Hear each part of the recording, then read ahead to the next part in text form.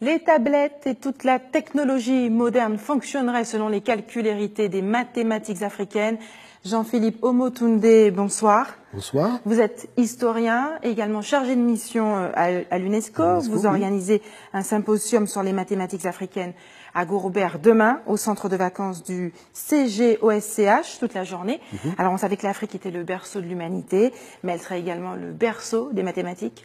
Effectivement, depuis une vingtaine d'années maintenant, les fouilles archéologiques ont révélé que l'Afrique est bel et bien le berceau des sciences mathématiques. Et vous savez qu'en Belgique, par exemple, il y a une statue de 7 mètres de haut de la première tablette de calcul de l'histoire de l'humanité qui a été trouvée au Congo RDC, voyez, et c'est l'attestation de l'invention des 4 opérations, addition, soustraction, division et multiplication. Vous m'expliquiez tout à l'heure que justement qu'il y avait un faisceau de preuves qui attestait que les mathématiques viennent d'Afrique, sont nées en Afrique. Totalement. Par exemple, si nous descendons dans la région de Blombos, en Afrique du Sud, moins 80 000 ans, naissance de la géométrie.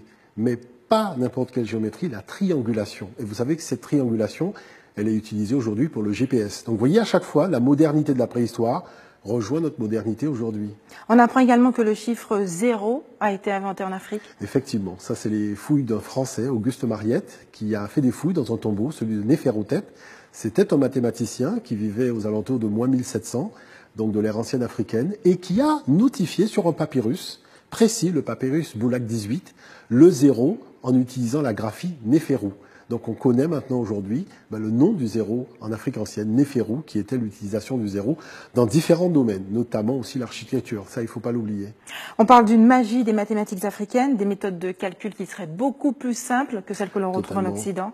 Alors, ça fait maintenant près de 6 ans que j'interviens dans des établissements scolaires, que ce soit des écoles primaires, des collèges, des lycées, et même les universités. Et ce qu'il y a de particulier, c'est que, voilà, c'est un engouement chaque fois qu'on met en place un atelier pédagogique.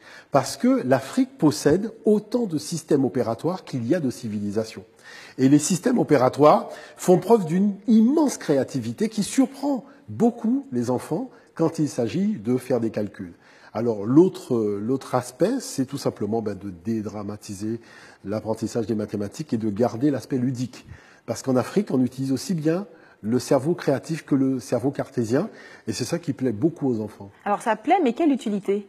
Beaucoup. Vous savez, aujourd'hui, il est de notoriété, aujourd'hui, de savoir que les systèmes dits numériques, l'informatique, les 1 et les 0, utilisent le système algorithmique des calculs de l'Afrique.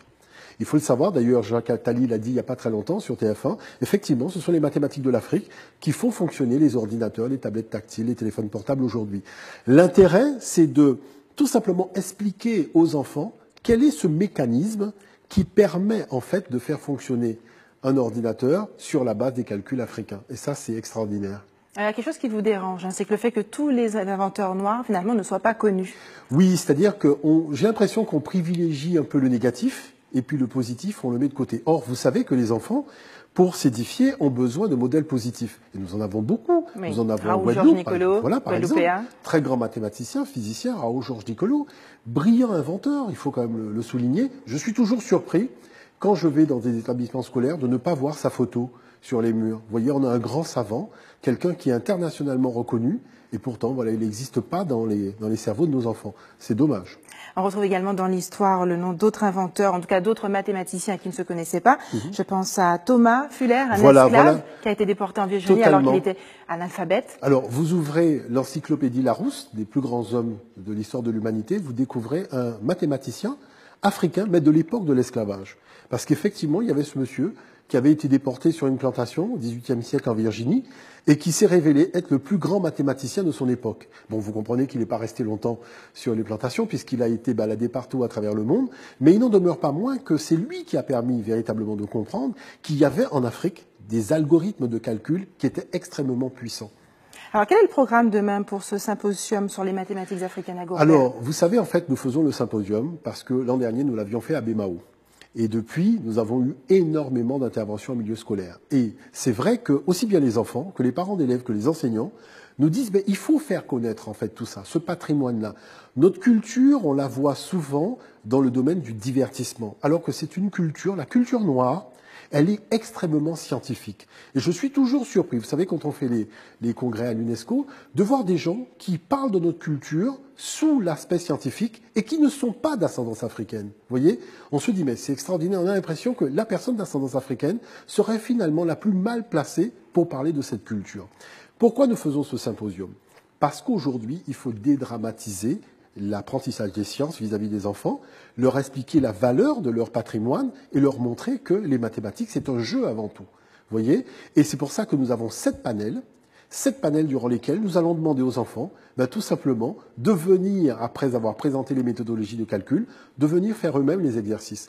Et nous allons tout simplement aussi remonter au code binaire et leur demander de notifier n'importe quel chiffre en utilisant les variables binaires. Et ça, c'est important. Est-ce qu'on pourrait imaginer qu'un jour, ces calculs de mathématiques africaines seraient intégrés dans le cursus éducatif français?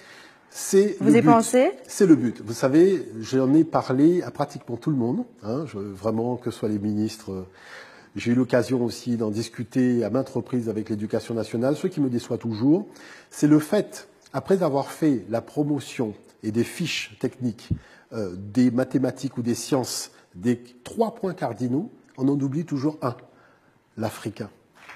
Vous voyez, on fait l'Est, on fait l'Ouest, on fait le Nord, mais il y en a un, le Sud, le premier. Il y a 3 pyramides construites en Afrique.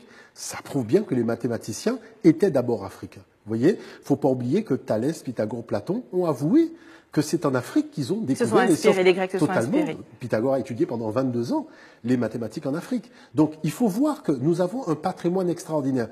Vous imaginez que dans les grandes universités, que ce soit à Harvard, à Yale, on a des bourses qui sont offertes aux Occidentaux pour passer des séjours en Afrique pour découvrir des systèmes mathématiques qu'ils ne connaissent pas.